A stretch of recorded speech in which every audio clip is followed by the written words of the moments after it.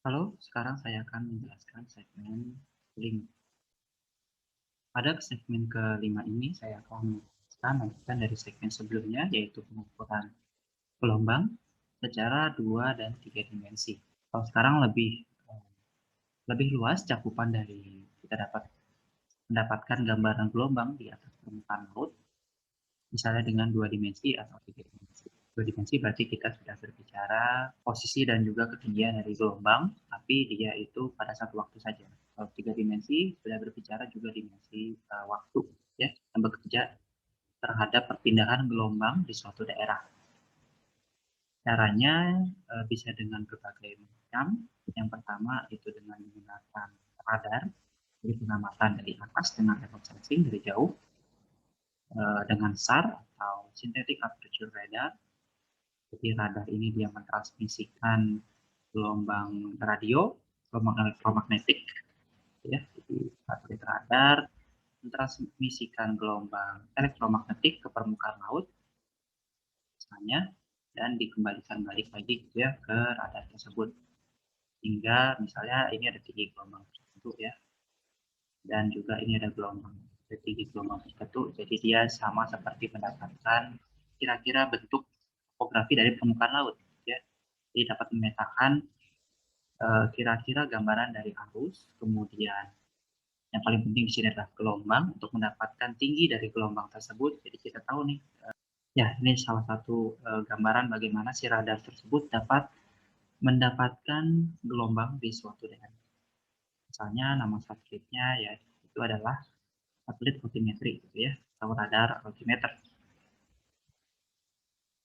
Jadi seperti yang saya sudah bilang, dia itu mentransmisikan gelombang radio dan dibalikan lagi gelombang si radarnya ini ke satelit. Seperti pengukuran jarak akustik, tapi di sini adalah jarak gelombang elektromagnetik ya, dipantulkan oleh satelit. Di sini ada dua tipe gambar ya, gambar yang A dan gambar yang B. Ini kondisi pada saat laut tenang yang A, dan B adalah pada saat adanya gelombang dari akan gitu ya pada permukaan laut.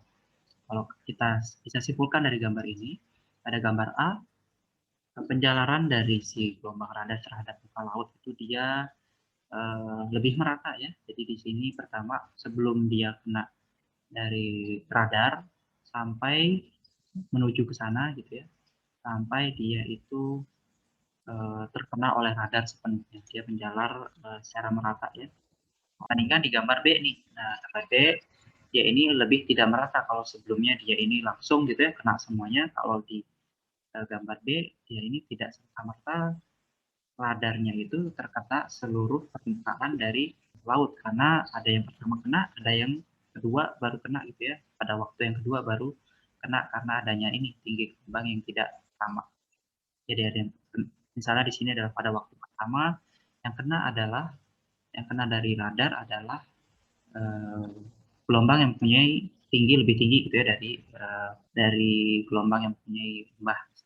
Kemudian pada saat dia menjalar, nah di sini ada juga nih gelombang yang tidak terekam, misalnya akibat gelombang tersebut pada waktu tersebut sedang berada di lembah sampai dia menjalar seterusnya. Ya, karena ini menggunakan prinsip penginderaan jauh, maka dia tidak serta-merta menghitung satu persatu ini gelombangnya, tapi secara umum langsung mendapatkan gambaran global dari gelombang pada suatu daerah, misalnya jaraknya tergantung dari resolusi satelit itu sendiri ya. Jadi misalnya minimum nih satelit BIM itu 1,1 sampai 2 km diameter dia pengukurannya.